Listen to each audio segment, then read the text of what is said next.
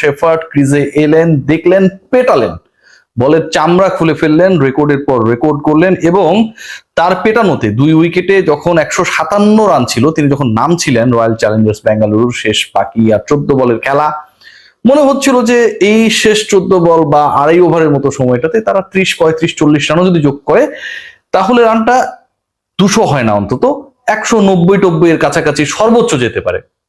সেটা গিয়ে থেকেছে 213-তে।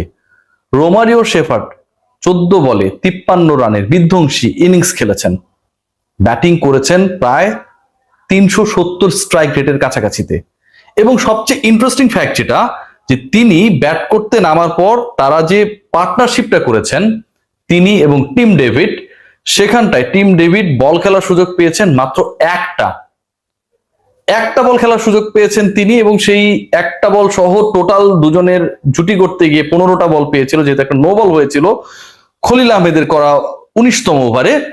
14 বল খেলেছিলেন শেফার্ড এবং সেখান থেকে তিনি যে 4 ছক্কার ফুলঝুরি ছুটিয়েছেন, রান শেষ পর্যন্ত গিয়ে যখন 213-তে গিয়ে ঠেকে, অবিশ্বাস্যভাবে যখন শেষ 2 ওভারে, 1 ওভারে 19তম ওভারে খলিল 33 রান দেন এবং 20তম ওভারে গিয়ে পাথি রানা দেন 21 রান।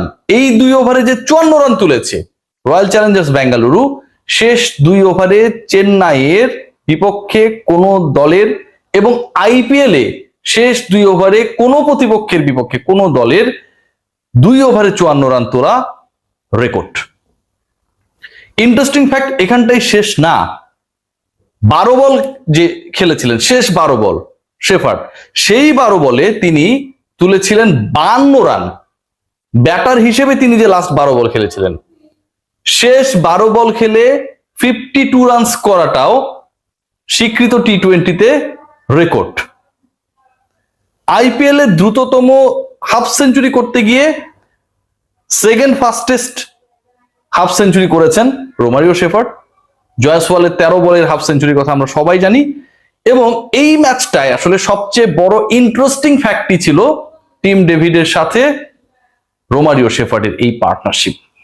খেয়াল করে দেখবেন যে তার যে বিধ্বংসী ব্যাটিং, আমি একটু আগে বলছিলাম যে তিনি ব্যাট করেছেন প্রায় 380 স্ট্রাইক রেটে, সেখানটায় ছক্কা মেরেছেন 6টা, 4 মেরেছেন 4টা, করেছেন 53, খেলেছেন 14 বল। 6 ছক্কায় তার টোটাল রান হচ্ছে 36 আর 4টা 4 মেরেছেন 16। তার মানে 4টা 4, 6টা ছক্কা, এই 10 বলেই তিনি 52 রান তুলেছেন।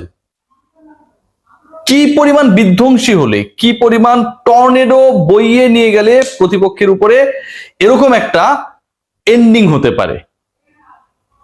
ইন্টারেস্টিং, এখানেই পার্ট শেষ না। আমরা যদি খেয়াল করে দেখি যে এই ম্যাচটায় বেঙ্গালুরুর জয়টা অনেক কারণে গুরুত্বপূর্ণ। জিতে গেলে টপ 4-এ থাকাটা অনেকটা নিশ্চিত হয়ে যাবে। আবার একই সাথে এই ম্যাচে জয় তাদেরকে প্রতিপক্ষ অন্য যে 3টা দল রয়েছে যাদের এগেনস্টে আসলে আইপিএল এর লাস্ট 3টা ম্যাচ অন্তত এ পর্বে তারা খেলবে, সেই 3 ম্যাচের একটাই যদি আরো জিতে যায় এই ম্যাচের পরে, আমি যখন ম্যাচ চলছে তখনই এই ভিডিওটা বানাচ্ছি, সেক্ষেত্রে টপ 2-এ থাকার একটা সম্ভাবনা ক্রিয়েট হবে। কি অসাধারণ একটা ব্যাটিং প্রদর্শনী। এর আগে আমরা দেখেছিলাম বৈভব সূর্যবংশী 35 বলে শতক হাঁকিয়েছিলেন। একটা বলের জন্য, একবারের জন্য তিনি ওয়েট করেননি যে ওয়েট করতে হবে প্রতিপক্ষ বোলাররা আমাকে আসলে কি ধরনের বল দিচ্ছে, সেঞ্চুরির জন্য ওয়েট করতে হবে। শেষ 7 বলে 36 রান তিনি তুলেছিলেন।